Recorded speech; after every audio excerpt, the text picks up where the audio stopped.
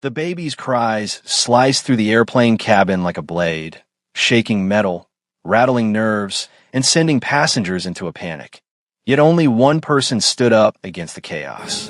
When Harper Carter lifted the trembling half-vampire child to her chest and did the unthinkable, the entire plane fell silent, including the child's immortal father.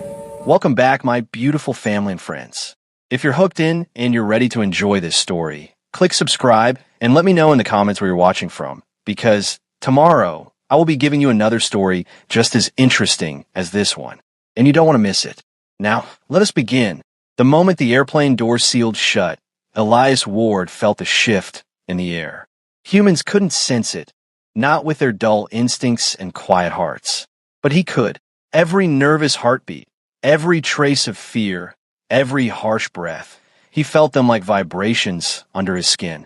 And tucked in his arms, wrapped in a soft, lilac blanket, was the only heartbeat that mattered, his daughter's. 6-month-old Luna Ward. Half human, half vampire, entirely fragile. She whimpered, then squirmed, then stiffened. No, not again, Elias whispered, adjusting his grip. He bounced her gently against his cold chest, praying she would settle. But Luna's body arched. Her eyes glowed faintly, silver like his. Then happened. A scream tore out of her tiny throat, sharp enough to sting even his immortal ears. Passengers jerked forward. A baby's cry was expected. But this cry felt like pressure vibrating through glass, humming through metal, and erupting straight into the brain. The flight attendant froze mid-step. Someone hissed, "Oh my God, shut that baby up." Another muttered, "Why bring a sick child on a flight?" Elias gritted his teeth. He wasn't angry at them. They didn't know the truth. They couldn't know.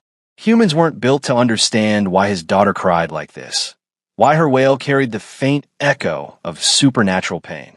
He pressed Luna closer. "I'm here," he murmured. "I've got you, little moon."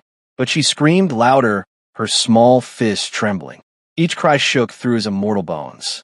A woman a row ahead turned. "Sir, do something." If only he could. Luna wasn't reacting to hunger or exhaustion. She was reacting to something supernatural brewing inside her.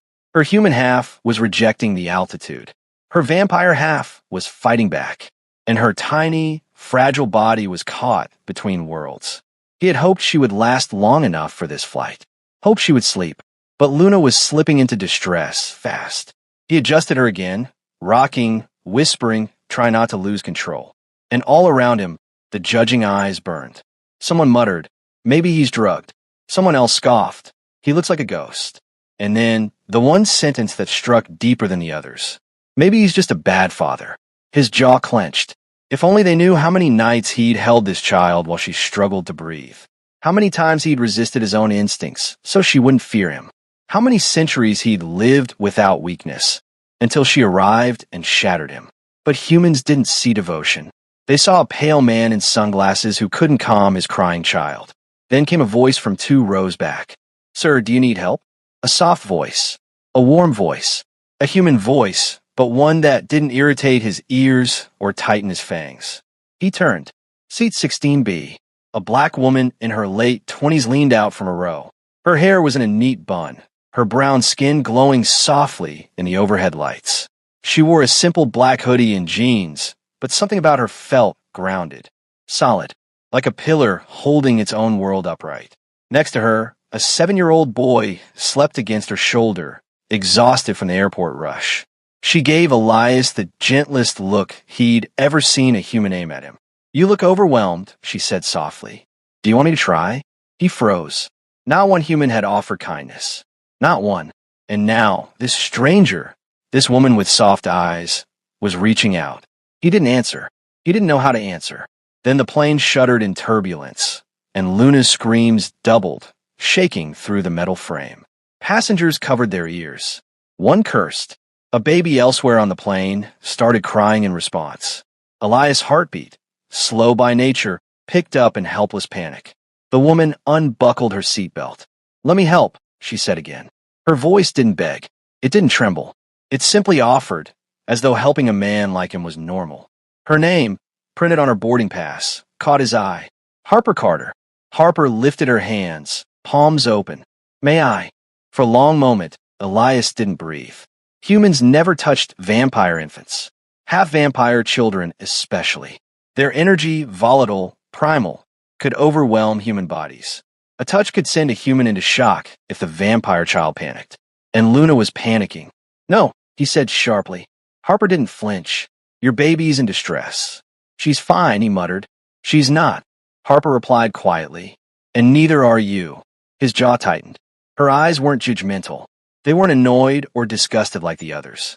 They held something he hadn't seen in centuries. Concern, understanding, compassion. Harper stood despite the turbulence, steadying herself against the seat. "I'm a mother," she said gently. "I know that sound. That's real pain." Another jolt hit the plane. Gasps echoed. Luna screamed harder. Elias' control broke. A low, barely audible growl slipped from his chest, a warning rumble. Harper didn't step back. Instead, she whispered, "Let me help your baby." And then she did the unthinkable. She reached and carefully slid Luna from Elias's trembling arms to her own chest, moving slowly, gracefully, like she'd done this 1,000 times. "Don't," Elias tried to stop her, but Luna was already in her arms. Passengers gasped. One whispered, "What is she doing?" Another hissed, "She'll hurt the baby." Another snapped, "Or the baby will hurt her." But Harper ignored them. Her movements were calm, like instinct, like knowledge she shouldn't have. She settled into her seat and lifted her shirt discreetly beneath a cover. Then, with a softness that silenced even Elias, she brought the screaming half-vampire baby to her breast. Luna latched instantly, and the cabin fell into absolute silence. Not reduced crying, not soft whimpers, silence. The baby who had screamed with supernatural force moments ago now suckled peacefully, her tiny fingers curling against Harper's skin. A wave of warm, unfamiliar energy rippled across the air. Something ancient, something maternal, something undeniably supernatural. Harper didn't react to it. She just held the baby, fed her, rocked her gently, as though this was the most natural thing in the world. Passengers stared, slack-jawed. The flight attendants froze. Elias stood motionless, his breath caught in his throat. He had seen impossibilities, miracles, curses, but nothing matched the impossibility of a human woman breastfeeding a half-vampire child and surviving it. Harper stroked Luna's soft hair. "There you go, sweetheart," she whispered. Luna's eyelids fluttered. Her breathing slowed. Her silver eyes closed. She fell asleep against Harper's warm chest. Air settled back into the cabin. Even a plane seemed to ease. Elias lowered himself gently into the seat beside them, staring at Harper like she defied 1,000 laws of nature, which she had. "How did you know?" he whispered, voice thin and disbelieving. Harper looked at him, her expression soft but firm. "I didn't," she said honestly. "I just saw a baby who needed comfort, and a father breaking apart." His throat tightened, a pain he hadn't felt since losing Luna's mother. He swallowed hard. "You shouldn't be able to do that." "I know," Harper whispered.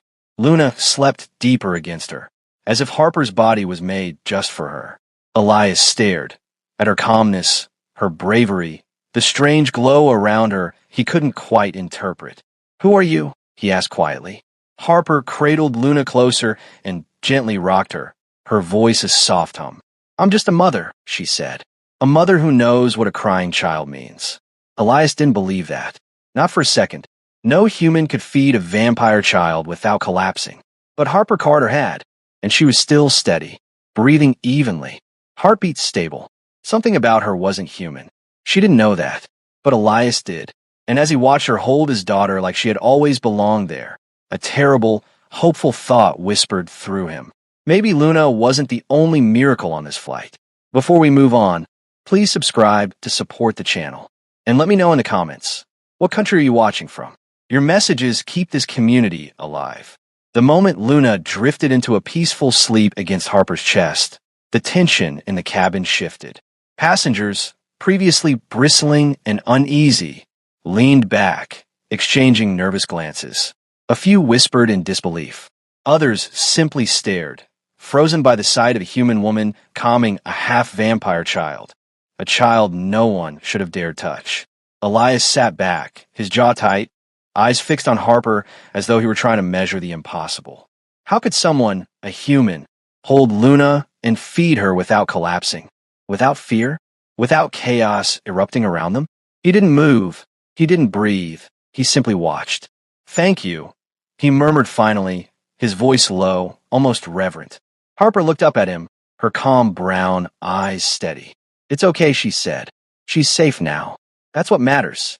Elias studied her. There was something different about Harper, something he couldn't name. It wasn't just courage or empathy. There was a resonance in her energy, subtle but undeniable, a warmth he hadn't felt in centuries. He swallowed, hesitating, then said, "You don't understand. She's not normal." Harper's lips curved into a small, understanding smile. "I can see that." She shifted slightly to keep Luna comfortable, her touch gentle and natural. "I don't need to understand all of it. I just know when a baby needs comfort." The plane hit a patch of turbulence, jostling passengers and rattling the cabin lights. Some cried out, others gripped the armrests. Harper's hold on Luna never wavered. The baby, safe in her arms, barely stirred.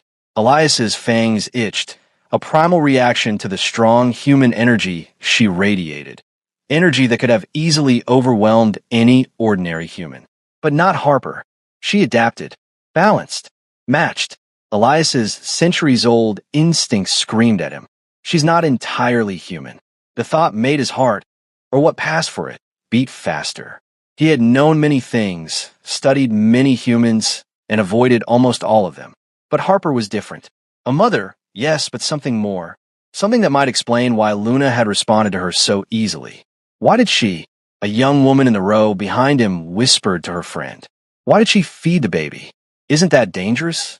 Elias's eyes flicked to the source. He wanted to say, "You don't know anything," but no human could comprehend the danger he had just witnessed.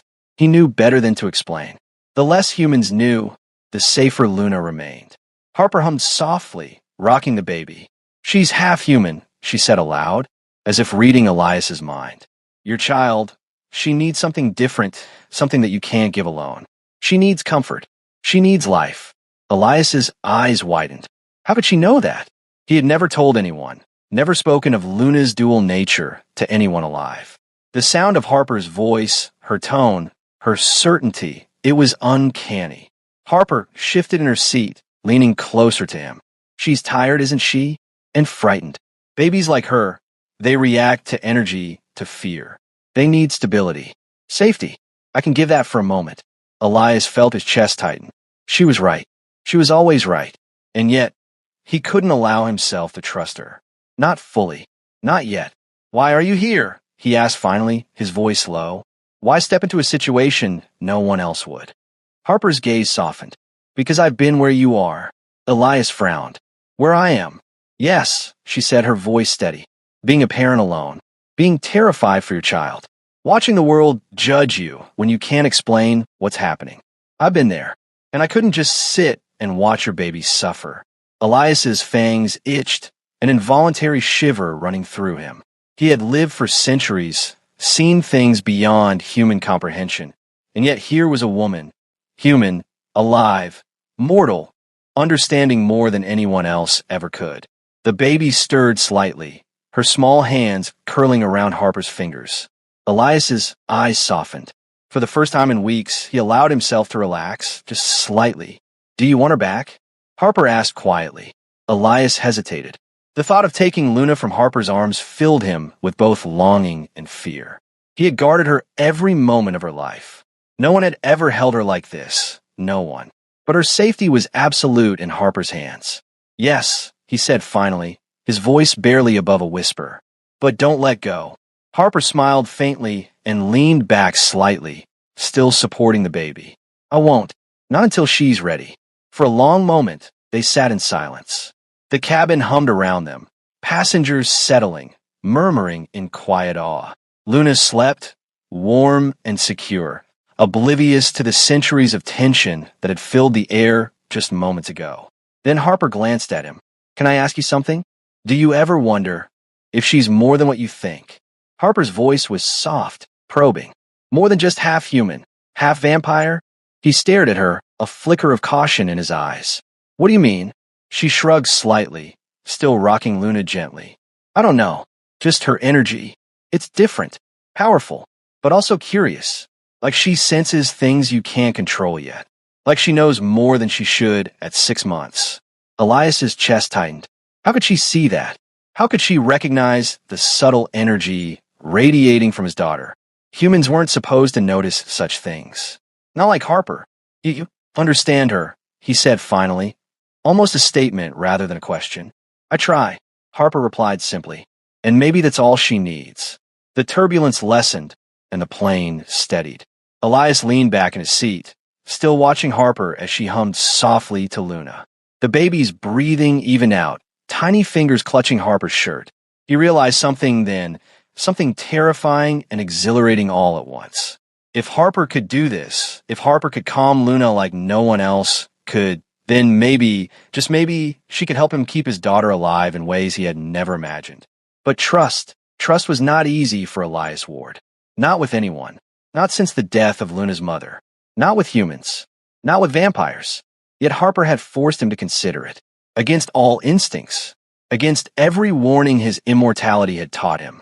Elias, Harper said softly, breaking the heavy silence. I can't explain how I did this. I just felt it. Felt her need. And I reacted. Sometimes that's enough. Sometimes instinct is stronger than fear. Elias looked at her, really looked at her. Something inside him, something he had kept buried for centuries, stirred. A flicker of hope. A possibility. Maybe, he said slowly. Maybe instinct is stronger than fear. Harper smiled faintly. Exactly. The remainder of the flight passed in relative calm. Luna slept the entire way, her small chest rising and falling gently against Harper's. Elias remained beside them, silent, watching, guarding. Every so often, Harper would hum softly, a low, comforting tune that seemed to ease not only Luna, but even Elias himself. By the time the plane began its descent into New York, Elias's centuries-hardened heart, what passed for one, was lighter than it had been in decades. He didn't trust easily. He didn't believe in miracles. He didn't allow hope. But Harper Carter had changed something fundamental. And he knew, without a doubt, that chapter 2 of their story, the part that had begun with fear, chaos, and unthinkable courage, was only just beginning. As the plane touched down, Elias glanced at Harper and Luna, the weight of centuries on his shoulders feeling slightly less unbearable. For the first time, he wondered, could a human truly be the key to raising a half-vampire child safely in this world? He didn't have an answer yet, but he had a question. And that question, he realized, might be the most important thing he'd ever asked in his immortal life. The city lights of New York stretched beneath the airplane as it touched down, reflecting off the dark glass of the terminal like tiny constellations scattered on the ground. Elias Ward's hand rested lightly on Harper Carter's, steadying himself, not out of fear, but in a cautious acknowledgement that she had changed everything in his life in just a few hours. Luna slept quietly in Harper's arms, her tiny chest rising and falling in perfect rhythm with the human heartbeat that had comforted her on the flight. Elias couldn't remember the last time he had felt such calm, not since the night Luna was born and her mother passed away. That memory, raw and agonizing, had haunted him for centuries. But now, there was a strange sense of hope, fragile but undeniable, that filled the air. As they disembarked, Elias kept a careful watch. Every human around them was oblivious to the secrets he carried. Every step they took toward the terminal reminded him that the world he lived in was dangerous, fragile, and unforgiving to creatures like him. But Harper walked beside him with the poise of someone who belonged in any world, human, vampire, or otherwise, and he realized something profound.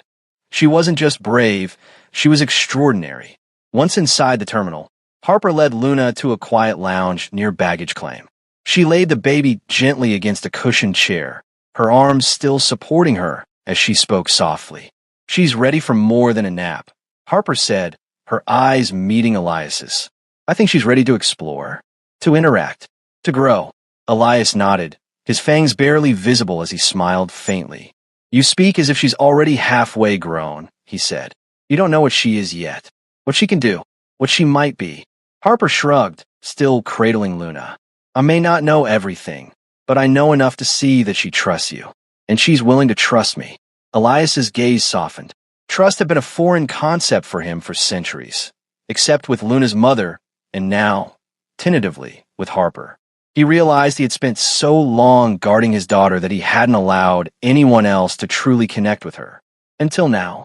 The airport was crowded, filled with rushing travelers, loud announcements, and the smell of coffee and fast food. But in the small bubble around Harper and Luna, the chaos didn't exist. The world seemed to pause. And then something shifted. Luna stirred in Harper's arms, her tiny eyes fluttering open. For the first time since birth, her gaze didn't fix solely on Elias. She looked at Harper, her silver-gray eyes bright with curiosity. Her small hand reached out, trembling slightly, and touched Harper's cheek. Elias felt a shiver pass through him. That touch, soft, innocent, human, was more than a gesture. It was a bridge, a connection, a recognition. Luna knew instinctively that Harper wasn't just safe, she was extraordinary. Harper looked down at the baby and whispered, "Hello there, little moon. You got a lot ahead of you." And then, just like that, the air around them seemed to hum. Elias recognized the energy immediately. It was not purely human, not purely vampire. Harper's presence, her calm strength, was something else, something latent, something ancient that he could sense but not name. "Elias," Harper said quietly, I think I'm not entirely human." He froze. Her voice was calm, but it carried weight. Harper's words confirmed what he had sensed on the plane. The way her energy had adapted to Luna's needs, the way she had not only survived but nurtured a half-vampire infant. It wasn't instinct alone. "What do you mean?" he asked, his voice low, cautious. Harper held Luna closer. "I don't know the full story yet. My mother told me I was different, that there were things in my blood, things I wouldn't understand until I had to. I never believed it until now." Elias studied her, every instinct screaming. This revelation could be dangerous. Humans who carried supernatural bloodlines were rare and often unpredictable. But he saw no malice, no threat. Only care, only courage. "Show me," he said finally. Harper nodded. She held Luna gently, then extended a hand. The baby's tiny fingers wrapped around hers, and a soft glow emanated from the connection. Elias felt it too, energy that pulsed with life, warmth, and power. The half-vampire child, the human mother, and the centuries-old vampire father. For the first time, all three were in harmony. The glow faded, but the bond remained. Elias's centuries of solitude, of guarding, of fear had shifted. He realized something profound. Harper had always been the missing piece. And then, without warning, Luna's small body stiffened. Her eyes opened wide, glowing faintly. She cooed, and a wave of energy surged outward, not aggressive, not threatening, but commanding. The humans nearby flinched, sensing something odd, but unable to explain it. Elias caught Harper's hand instinctively. "She's activating," he whispered. Harper nodded. "I can feel it, and it's okay. She's not in danger. Neither are we." The baby's coo turned into a gentle babble. She reached toward Harper again, and Harper responded, her energy matching Luna's rhythm. A subtle dance of power and connection unfolded, invisible to all others. And Elias realized something extraordinary. Harper's bloodline, whatever it contained, had awakened something in Luna that he had never seen before. "Elias," Harper said softly, "she trusts us both. And if we trust each other, she'll be stronger, safer." He looked at her, the weight of centuries pressing down on him. And finally, something he hadn't felt in decades, relief and hope. "You're right," he said. "We'll do this together, whatever it takes." Harper smiled, her warm brown eyes meeting his pale ones. Together, for the next hour, they moved through the airport, careful to keep Luna calm and secure. Elias watched Harper guide interactions, soothe the baby, and maintain control of the subtle energy pulsing around them. It was breathtaking. He had spent centuries avoiding humans, avoiding attachments, and now he realized. This one human had not only survived contact with a half-vampire infant, but had thrived. At the baggage claim, Harper and Elias retrieved their luggage. Luna still sleeping peacefully in Harper's arms. Outside, the city hummed with life, a mixture of humans, cars, and streetlights. A world full of chaos and danger. And yet, with Harper beside him, Elias felt for the first time in centuries that he could face it. "Where do we go now?" Harper asked, still cradling Luna. Elias hesitated. The supernatural doctor he had planned to meet still awaited him in New York. But he realized something. Harper was more than a helper.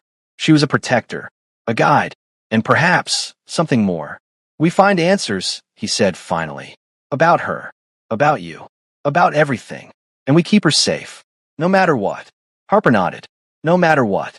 A soft coo escaped Luna, and Elias felt a wave of emotion so strong it almost overwhelmed him.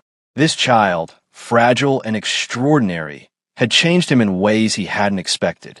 And Harper had changed everything else. They stepped out into the night, the cool air washing over them, the city alive with possibility. And for the first time, Elias Ward allowed himself to hope. Not just for Luna, but for the strange, impossible bond that had begun between a vampire, a human mother, and a child who was neither fully human nor fully vampire. Because some bonds transcended everything, and some miracles were unthinkable. Wow, what an incredible journey for Elias, Harper, and little Luna. I hope you enjoyed watching this story unfold as much as I enjoyed bringing it to life. If you love this story, make sure to subscribe so you don't miss the next unbelievable tale. And let me know in the comments what country you're watching from. I love seeing how far a family of viewers reaches. Thank you for watching, and I'll see you in the next story. Remember, sometimes the most unthinkable acts can change everything. You can also make it shorter and punchier for faster engagement. Thanks for watching. If you love this story, subscribe and drop your country in the comments. See you in the next unbelievable tale, because sometimes the most unthinkable acts change everything.